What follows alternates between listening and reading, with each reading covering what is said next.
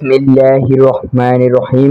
মনোহরগঞ্জ উপজেলা ১১টি union BNP সম্মেলনে বিভিন্ন পদে সভাপতি, সাধারণ সম্পাদক ও সাংগঠনিক পদে প্রার্থীদের সাক্ষাৎকার ও মত বিনিময় সভা অনুষ্ঠিত হয়। গতকাল ৪ জুলাই ২০২৫ রোজ শুক্রবার বিকাল ৪ ঘটিকায় মনোহরগঞ্জ স্কুল অ্যান্ড কলেজ মাঠে।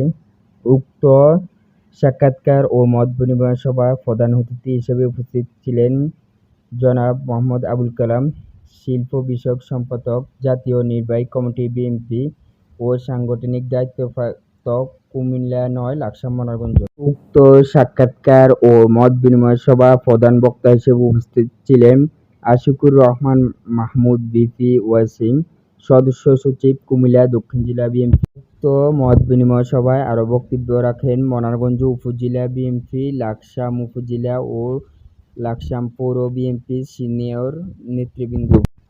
উক্ত সভায় সভাপতিত্ব করেন আলহাজ ইলিয়াস পাটোয়ারী, আহ্বায়ক, মনোহরগঞ্জ উপজেলা বিএনপি।